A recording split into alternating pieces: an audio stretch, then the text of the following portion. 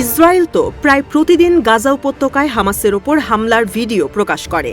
এবার ইসরায়েলের সেনাদের উড়িয়ে দেওয়ার শ্বাসরুদ্ধকর ভিডিও প্রকাশ করেছে ফিলিস্তিনের স্বাধীনতাকামী সংগঠন হামাস।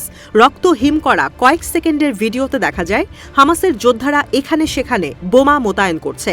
কিছুক্ষণ পর সেখানে দুটি ইসরায়েলি যুদ্ধযানের আগমন ঘটল।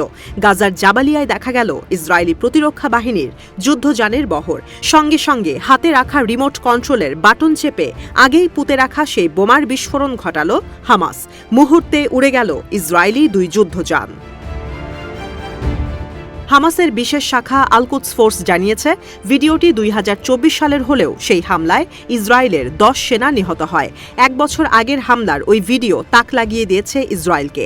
মাত্র একটি বাটনের চাপে উড়ে গেছে পশ্চিমাদের দেয়া শক্তিশালী সামরিক জাত। ভয়াবহ বিস্ফোরণে 10 সেনা মুহূর্তেই শেষ হয়ে যায়। যেখানে গাজায় পাখির মতো সাধারণ ফিলিস্তিনিদের হত্যা করছে ইসরায়েল, সেখানে ইসরায়েলের প্রতিরক্ষা বাহিনীর ওপর এই হামলা যেন স্বস্তি দিচ্ছে ফিলিস্তিনপন্থীদের। হামাসের সশস্ত্র বাহিনীর বিশেষ শাখা আল-কাসাম ব্রিগেড জানায়, ভিডিওটি 2024 সালের 12 মার্চ গাজা উপত্যকার উত্তরাঞ্চলে জাবালিয়া শহরে ধারণ করা। যখন ইসরায়েলি দুটি সামরিক যানের বিস্ফোরণ ঘটল, বিকট শব্দে কেঁপে উঠল আশপাশ। এরপর দ্রুত ইসরায়েলি একটি হেলিকপ্টার আসে ঘটনাস্থলে আহতদেরকে উদ্ধার করে নিয়ে যেতে। অপারেশনের নিরাপত্তার কারণে ভিডিওটি দেরি করে প্রকাশ করা হয়েছে বলে জানিয়েছে আল-কাসাম ব্রিগেড।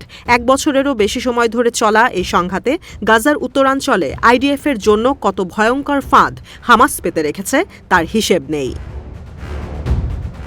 বুধবারই আইডিএফ স্বীকার করে, ভবন ধসে এক সেনার মৃত্যু হয়েছে। হামাস নির্মূলের নামে ইসরায়েল অপারেশন গিডিয়ান্স চ্যারিয়ট শুরু করার পর দ্বিতীয়বারের মতো ক্ষতির মুখে পড়ল আইডিএফ। হামাস ভবনে এমন এক ফাঁদ তৈরি করেছে যেখানে হামলার জন্য কোনো রানওয়ের প্রয়োজন নেই। শুরুতে আইডিএফ ভেবেছিল বোমা পুঁতে রাখায় নিহত হয়েছে সেনা, কিন্তু সেনা সদস্যরা ভবনের ভেতরে প্রবেশ করে সবচেয়ে উঁচু তলায় গেলে বোমার বিস্ফোরণ ঘটে ভবনের মধ্যেই। এরপর ধসে পড়ে পুরো ভবন। ভবনের ধ্বংসস্তূপ থেকে ইসরায়েলি সেনার মৃতদেহ বের করতেই আইডিএফের লেগে যায় কয়েক ঘণ্টা। 2023 সালের 7 অক্টোবর থেকে গাজায় শুরু হওয়া ইসরায়েলি গণহত্যায় এখন পর্যন্ত 4 শতাধিক ইসরায়েলি সেনার প্রাণ গেছে।